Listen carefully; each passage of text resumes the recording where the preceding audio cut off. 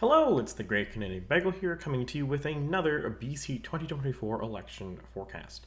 Now, before I begin, I'd just like to once again shout out all my channel members. I really appreciate all the support you guys give me. And if you want to guys support the channel, support the work I do, by all means go down into the link in the description below and join the channel.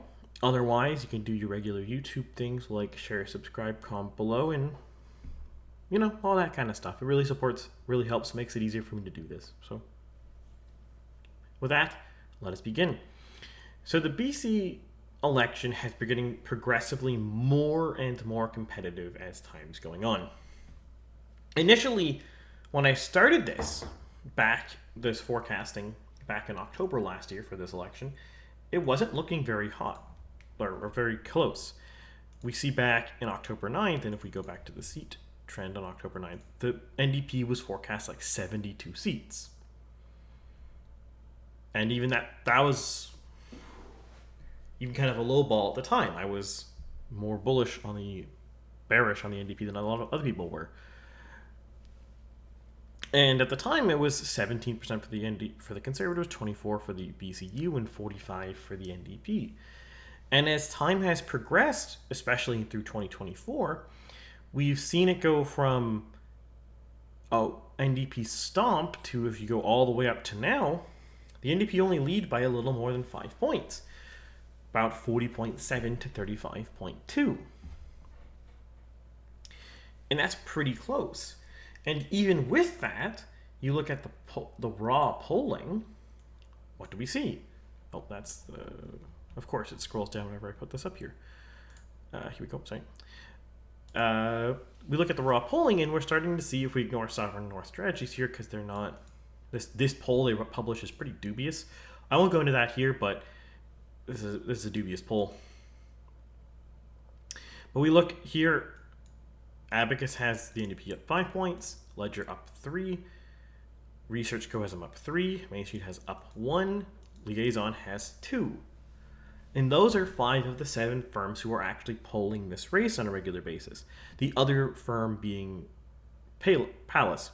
You could maybe say Angus Reid's polling this regularly, but they only had like 2 polls this year, or 2 polls since I started in this, so I'm not sure if I would call that regular.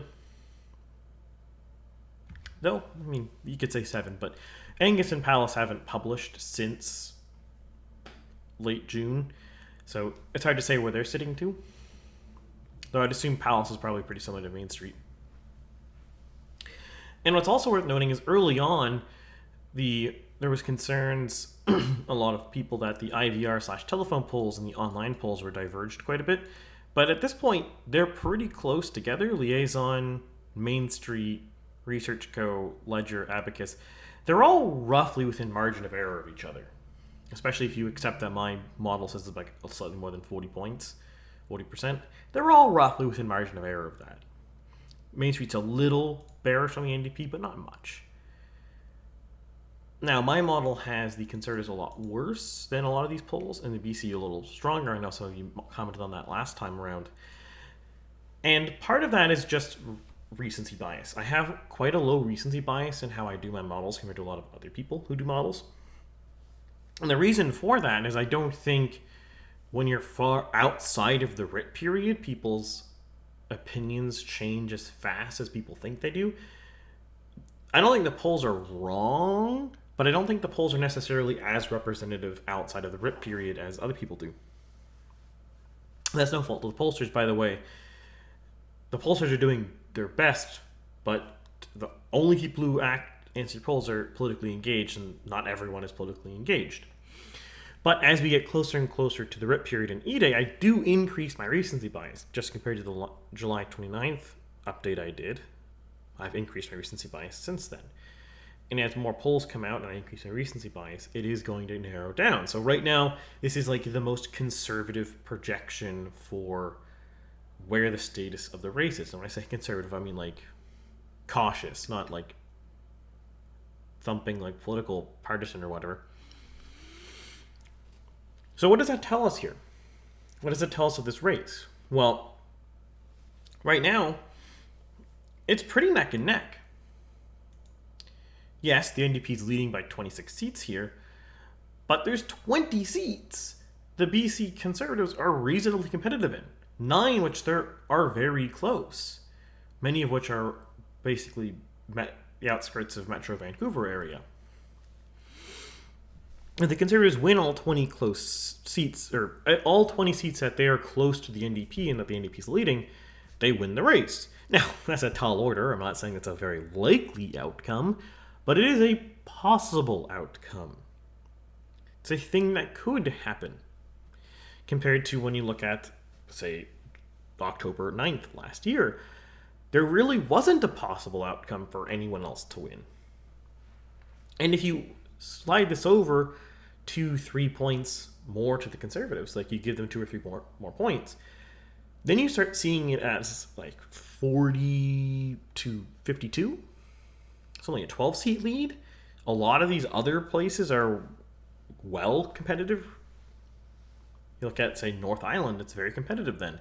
Look at Vancouver, Langara. You give the Conservatives 3 points, and that's within margin of error. Some of these ridings can get very, very, very close. And what I think we're going to start seeing here, which we're already have been seeing, is more and more and more is BC United candidates are going to drop out, defect, or phone it in. And what I think we're actually going to see here, which will be quite remarkable, so we look at 2020, look at how the BC Conservatives polled in 2020 in BC. From March 2018 to May 2020, they were polling somewhere between 10 and 15%. Then the rate has dropped somewhere in September here, and they're probably, let's say, around like 10%. And then they drop all the way down to this final result here, which is 2 percentage points. 1.9 to be really precise. That's extremely close. Extremely close. Sorry, I phrased that wrong. Extremely bad. Like, that's an extreme collapse. And I think we are about to see the exact same thing for BCU. We're kind of already seeing them utterly collapse. If you look at this trend line of polling, and you look at the trend line of my model, you also see this. They're at 24% in October 2023, and now they're at 13%. Just since June 10th, they've lost 6 percentage points. Now, part of this is between June 10th and July 29th, I changed some of my I structurally changed some things in my model, some assumptions, but that's even worse for them. It's made it worse for them. What I think we're going to see is, right now, we're in August, I think a lot of people in BC are on vacations. They're not fully paying attention because they're relaxing. They're enjoying the summer. They might be out of the country. They're not as paying attention to politics as you normally, or as you would expect during a writ, during an election. And then once the elections dropped sometime in September, depending on how long Epi wants the race to actually be,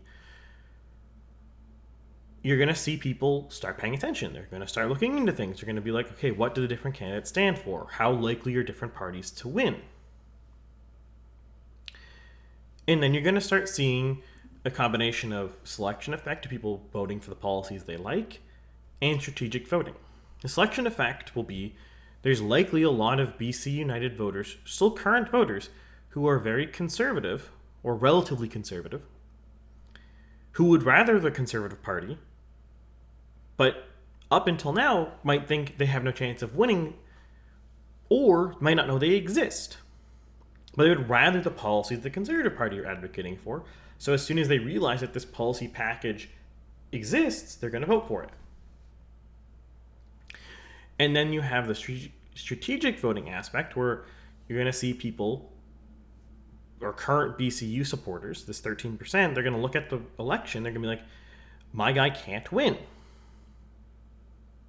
The BCU dude is not going to win this riding. So the conservative flank of the BCU is going to vote conservative, strategically possibly. And the liberal flank of the BCU might strategically vote NDP. So what we will probably see going into October is the NDP is probably going to gain 2-3 points, and the Conservatives might gain 2-3 points over and above their current polling, over and above my current modeling. Now, the BC Conservatives might gain more than 2 or 3 points. Maybe they'll gain 5 points, and the NDP will gain 2 points, or something like that, let's say. But either way, the BC United is going to fall quite heavily. And it wouldn't even surprise me if they fall down to low single digits, like 2, 3, 4, 5% range. And why is that? Well, in a first past the post system, there is no purpose to vote for a party who has no hope of winning. I'm going to rephrase that. There is very little utility to voting for a party that has no hope of winning. And this isn't a case of like the PPC federally, where the voters of the PPC don't think that there's any other party that represents them. That's different. Or the Green Party. Those voters don't think anyone else represents them. In which case, they're going to vote for that party because even though they have little utility in that vote, you could argue all their other votes have very little utility. Because yes, you could have a high utility vote and vote for the NDP, but if you don't actually want David Eby to win or don't like what David Eby did, it's still a low utility vote because it didn't do anything for you. Anything you wanted. But, what that will mean here for Falcon is the people who are okay with Rustad or who are okay with Eby are going to leave because United offers them a very low vote utility. But the people who don't like Rustad and Eby will just stay home. They won't bother voting. Why would you take out 3-4 hours of your day to vote for a party in total free fall? Not a lot of people are going to do that. Because that's the other thing to keep in mind too. This isn't like the case of the BC Greens. Because the BC Greens have never been a dominant party. They've always been the scrappy underdog party in BC. So their voters aren't going to have the same philosophy. They're not looking at this as, aha, we're doing bad this election. They're looking at this and be like, we're doing normal. The BC United voters are going to look at this and be like, we're being slaughtered. We have no seats anywhere where you're competitive. Why bother? There's going to be a lot of that. I think perhaps this is early prognostication here, but it's very possible that if we compare this to 2020 and we scroll this up, turnout was like 54 something percent. There is a non-zero chance, unless the BC Conservatives are turning out a lot of people who did not vote in 2020, that voting turnout could fall significantly in 2024 because a lot of BC Liberal, BC United voters who don't vote Conservative or don't vote NDP might go home. And who are those voters? They're the federal Liberal voters. They're the core, say, blue Liberal types who want a fiscally responsible government but aren't really fussed about social policy or might be slightly socially liberal. Those guys will probably not vote for the Conservatives because they don't like the social policy of the Conservatives. They probably won't vote for the NDP because those guys don't like the fiscal irresponsibility of the NDP. So what does Kevin Falcon do, the genius political mastermind behind the success of BC United, to try to shore up one of the core factions of his base? He goes to offer probably the most reckless tax cut plan I have ever seen in Canadian history. So what is this plan? So the BC United is offering everyone as a package that no one will pay taxes on their first $50,000 of income. And this would roughly mean that the government is foregoing $5.4 billion a year in revenue at a time when BC is running record deficits. And there is really no plan stated on how they're going to compensate for this with budget cuts, because the BC United's also already promised a balanced budget within their first term.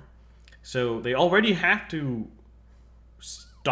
reduce a lot of spending to hit that, since they're cutting $5.4 billion of taxes. There's really no reasonable expectation that they would raise taxes to try to pay off the deficit. So this means they're going to try to balance the budget while giving probably Canada's largest tax cut in history. But even with that, this tax cut is quite a dubious tax cut even in and of itself, because the way it's structured. Most of the time when right-wing parties do tax cuts, left-wing parties don't really do tax cuts. If they want to help people, they usually make a new program. They don't usually cut taxes. Yes, there's some exceptions to that, but general terms, they don't really cut taxes, at least permanently. It might be like a Wab Canoe who suspends the gas tax for like a year or whatever. But they very rarely cut taxes in and of themselves. But for a more right-wing party, usually when you cut taxes, you try to cut taxes more uniformly, not just below this threshold you pay no taxes. Because what that does is at $50,000 of income, you create a very high marginal effective tax rate. What that means is your $50,001th dollar in BC, I think the BC tax code, let's see. Yeah, so that would mean, I'll just bring it onto this screen so you can see it. That would mean here, assuming they zero this out to 0% and they change this bracket, that means you go from paying 0% provincial income tax to paying 7.7%. That's quite a big jump. There's a reason why, while we might have many brackets, most of these brackets are not very big. And actually a lot of conservative tax reform proposals might be to cut taxes, but also smooth out some of these jumps. So like this one is 3.5? No, 3.7, sorry. My math is bad here. Tired, all that stuff. This one's 2.8. The general idea, and this is something Paulie has been talking about, if you look federally at some of his videos on his YouTube channel, is to smooth out those kind of cut drawbacks, those smooth the curve out. So there's not big spikes at certain incomes. Because what that means is that big spike, that extra little bit of income you make actually doesn't make near as much as you think. Because if you're paying 7.7% additional tax before you were not, that's like quite a big jump. That really means that $50,001th dollar is not really worth as much effort as it before. So yes, for people who make less than $50,000, it's a really good win, but it really does discourage people from working. It discourages people from doing overtime or voluntary overtime. It discourages people from doing, like, really striving to get those raises or getting a better job, because you lose tax competitiveness in a way that you don't before. Because going from 4.7 to 7.7, we're only losing 3% more. So the efficiency drop is a lot lower for the effort. Whereas 0 to 7.7, it's a much larger drop. Now, I'm not an economist. I can't tell you how much this would affect the macroeconomics of this. But it is a drawback. It is a negative to work. Which is a thing that a lot of conservatives are not going to like. The fact that it's a massive tax cut, a lot of left-leaning people are not going to like that. And it's a very big, bold thing, which means a lot of more centrist types, i.e. these are the three factions of the BC United, by the way, are not going to like this because it's really big, it's really bold, it's really flashy, and it's very reckless. Now, it's not, in Kevin Falcon's defense, this isn't crazy. It's just unrealistic, perhaps, is the right way to say this. Because if BC manages to have a 3% sustained revenue growth per year, I believe it's 3%. I could be slightly wrong. Correct me if you want to do the math below it, correct me wrong. But I was talking to guy I know who's doing this, and I believe he said it was 3%, who crunches numbers like this. He's an economist-ish. I think he's in school for it, but anyways, doesn't matter. Typed this in on Twitter, if you're on Twitter, anyways. He said it was like 3% revenue growth, which is not necessarily the same thing as 3% GDP growth, because not all GDP growth is equal, if that makes sense, right? Because in this case, let's say the GDP grows in BC because of immigration, but the immigrants coming in are making less than $50,000 a year, it's going to have a very little impact fiscally. Yeah, you're going to have the sales tax and some corporate tax stuff, but not as much as if everyone in BC made $10,000 more dollars. That makes sense. So it's not an entirely implausible thing. If we were in like the 80s, when the GDP was growing like 5, 6, 7%. Now, there's inflation on that, so it wasn't like real GDP wasn't growing that fast. But anyways, in that situation, yeah, you probably could recoup that fiscal deficit in 1 year. Or, sorry, 1 term. But right now, the best expectation for Canada at large, and I think this is a bit unrealistic, is like 2.5% next year for GDP growth, which is not necessarily 2.5% revenue growth. Because, as I said again, not all revenue sources are going to be affected equally because of how the tax system works, how the tax structures work. So it's not impossible to recoup this, and maybe the Kevin Falcons of the world will argue that this is going to spur investment, it's going to spur people to work, etc., etc. So it's going to probably boost things like sales tax and all that. So it's going to recoup some of the loss immediately, day zero. And that's probably true, but you still have all sorts of other issues with it. The efficiency, the fact that it's just so big that you need quite an optimistic hand, and BC already has a large deficit that needs to be paid back. So all this to say, highlighting the pros and cons of this is likely going to alienate a lot of people who are actually in the current coalition for BC United, because a lot of the people who occupy the core of the BC United, the blue liberals types, the people who vote for Justin Trudeau but would not vote for David Eby, they're generally more fiscally responsible. They're the kind of people who would really like a Craig Chen as the leader of the Liberal Party. And this is something that's going to probably alienate them, and I've talked to some people who are like this, and they are all very concerned about this. It is a very big, it's a very bold, it's a very risky policy. And what this actually tells us about Kevin Falcon and BC United is that they are desperate. You don't unveil in August big policy platforms. Not when an election's coming up. And frankly, even or when an election isn't coming up, you don't do this in August. You don't reveal big things in August. You only do that because things are really bad for you. Because polling is really bad. You only do that because another one of your MPs just defected to a different party. And that's where BC United is. That's where Kevin Falcon is.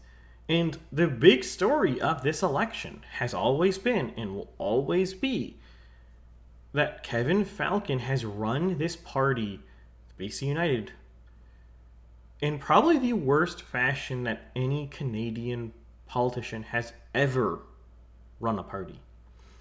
There's lots of people out there, myself included at times, who make fun of Kim Campbell for her disastrous 1993 election performance.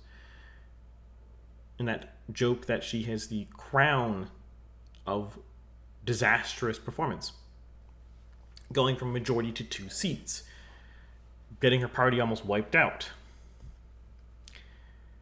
Falcon is infinitely worse than that. He's not only going to get 0 seats based on all current projections from everyone I saw who has any credibility in election modeling, he's very likely going to slip into single-digit vote share. And he himself has almost no chance of winning any seat. Any. He's barely in third place. He's not even close to second place in, I think, any seat. His own seat here, he's in third place. Vancouver Quintilla. Quilchena? I'm not sure to pronounce that, actually. Anyways. And every action he has done since becoming leader of the BC United has been to further damage the party, the brand, the message, the goal. Kim Campbell, you could at least argue, first off, inherited a pretty bad hand from Mulroney, because Mulroney was a pretty unpopular leader, to say the least, when he finally retired. But she managed to be competitive going into 1993. There was a time when people thought she was going to win. She fumbled the bag, which is why she gets the reputation she has. But there was a time she could have won. There's never been a time Kevin Falcon could have won. And unlike some other situations, I believe there was a New Brunswick election where the New Brunswick Liberals, perhaps, won every seat, which is kind of funny. But after that election, the New Brunswick PCs, I believe, rebanded. They regained seats. And now they currently form government. BC United won't survive this election. Not even in a merger form. The idea that there's going to be a merger following this election is dead. It's daft. That makes no sense. Why would Rustad merge? Well, especially if Rustad's polling above, let's say he gets and finishes like 40% of the vote. Why would he merge? What's the point? You don't merge a 40%er party with a 8%er party. It's not a thing you do. That'd be like saying, why didn't Aaron O'Toole and Maxime Bernier merge their parties? They're both right-wing. Well, why would they? What is there to gain from that? There's nothing to gain from that. And that's what's going to happen here. BC United has utterly failed. The leadership is the prime example of people who have been promoted past their point of competence. And it's not just Falcon. It's also the campaign managers, the advisors, the consultants. They all have no idea what they're doing. Either that or perhaps maybe, let's say, generously, the campaign managers are suggesting the correct things and Falcon's overriding them. Perhaps. But if that was the case, I think you should resign if Kevin Falcon's overriding you at this stage. And since they're not resigning, I'm going to say they're not being overridden, that they're being listened to, and they feel listened to. Which means that they're just all wildly incompetent. They've been promoted past the point that they should have ever been promoted. Nothing they have done has worked. They fired Rustad back in 2022 or 2023, doesn't matter. Because he said something slightly off, well, a thing a lot of conservative laymen agree with, that climate change isn't an emergency. He said that, and that was an egregious offense to Falcon, and he kicked him out of the party. A lot of conservatives believe that. Is it true or not? That doesn't matter, and it's not really the core point of this channel. But the voters believe that. That's all that matters. And that's the thing you really need to understand when you're watching this channel and stuff like this. I don't actually really care what's true or not when we're discussing electoral politics in like Canada or the US or whatever. The truth doesn't matter. What matters is what voters believe and how they're voting on it. If everyone believes that marshmallows are meat and they act accordingly, well, to electoral politics, marshmallows are meat. It doesn't matter what a marshmallow actually is. It doesn't matter what climate change actually is. If everyone acts like this, then that is the truth in electoral politics. Electoral politics is not truth seeking. It's winning seeking. It's a very unrelated thing. I wish it was truth seeking, but it's never been that. There's never been a world where it has been truth seeking. It has always been victory seeking, power seeking. So Falcon fires him for a very uncontroversial opinion among his own base. Then Falcon proceeds to do things like rename his party for no reason. I don't think it hurt the party much, but it was also pointless. It did nothing. There was no reason for it. And it really betrayed a lack of understanding to even try to do something like that. And then every single step of the way, he's made the wrong choices. He failed to really push back on things like Sogi. A lot of his base does not like Sogi. He really failed to jump on housing at all. In fact, I believe he picked the NIMBY lane, if I'm not mistaken.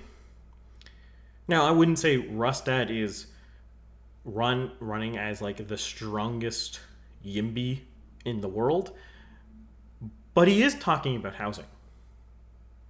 He's talking about how things are being broken and the problems the NDP government has caused. Falcon didn't do that at all.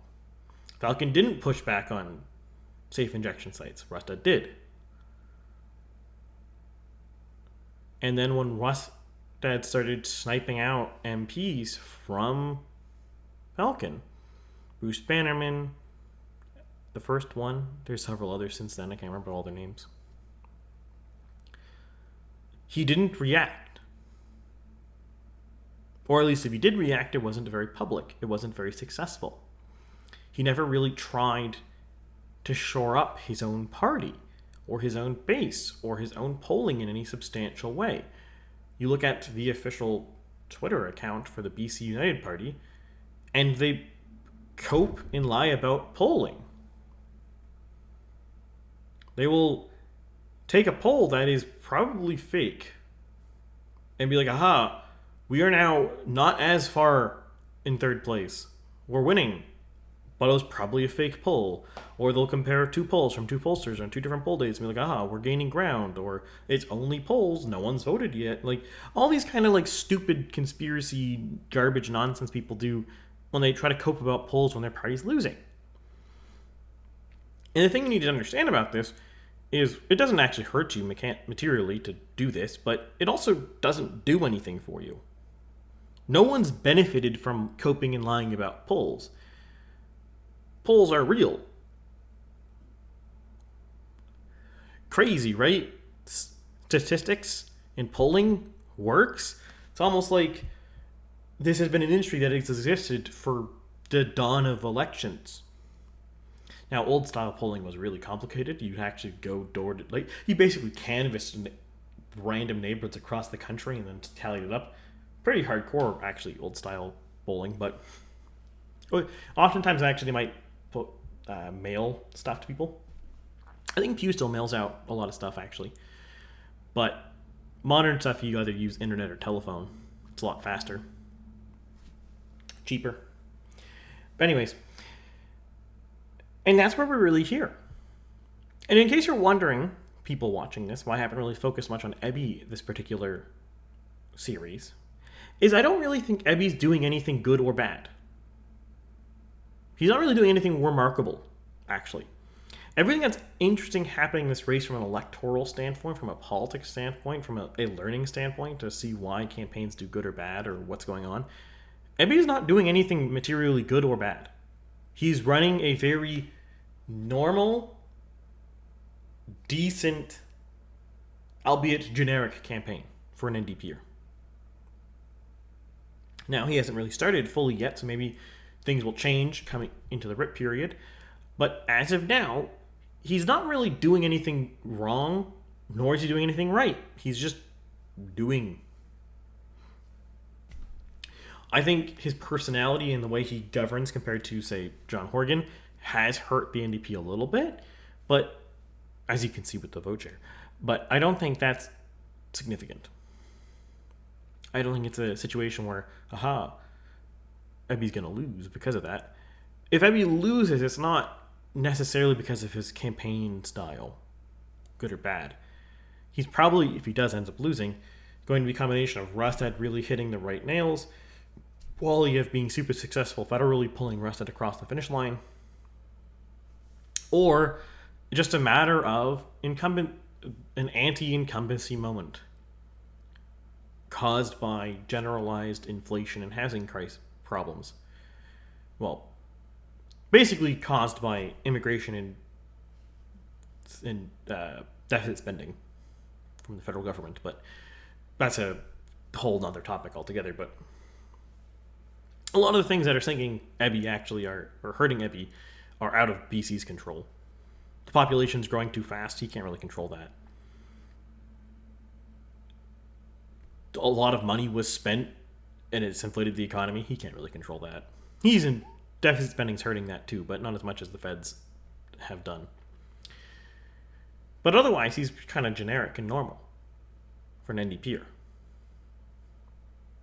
And I tend to talk about the more interesting or the active participants. And the active participants of this race have really been the Conservatives and United.